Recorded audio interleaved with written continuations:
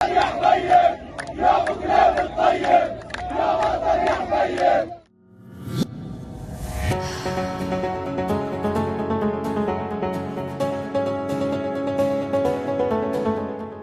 Israel telah membebaskan 39 tahanan warga Palestina saat gencatan senjata dengan Hamas di hari pertama pada Jumat 24 November 2023.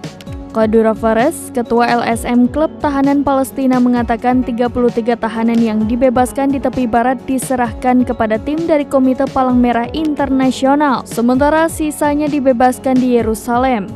Majid Al-Ansari, juru bicara Kementerian Luar Negeri di Qatar mengatakan, di antara tawanan yang dibebaskan ada 13 warga Israel, 10 warga Thailand, dan 1 warga Filipina. Marah Bakir yang ditangkap pada tahun 2015 ketika berusia 16 tahun termasuk di antara mereka yang dibebaskan di Yerusalem. Mengutip Al Jazeera, ia mengatakan bahwa banyak tahanan yang dibebaskan memerlukan perhatian medis. Ia berharap dapat menghabiskan waktu bersama keluarganya yang sedang mempertimbangkan untuk mendaftar di universitas untuk mengejar gelar di bidang hukum.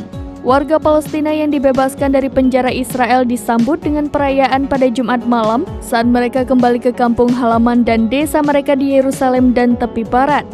Dalam video yang beredar, para tahanan yang dibebaskan terlihat diarak di jalan-jalan, digendong di bahu orang-orang saat massa mengibarkan bendera Palestina dan bendera Hamas.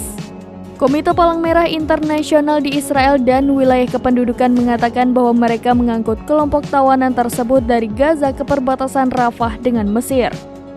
ICRC mengatakan pada hari Jumat bahwa pihaknya memfasilitasi pemindahan 33 tahanan Palestina yang dibebaskan sebagai bagian dari kesepakatan gencatan senjata Israel Hamas dari penjara Israel ke tepi barat.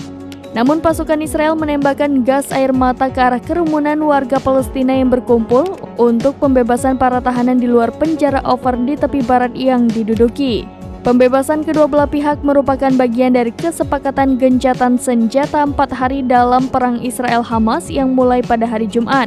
Selama 4 hari ke depan, 150 tahanan Palestina dan 50 tahanan Israel akan dibebaskan.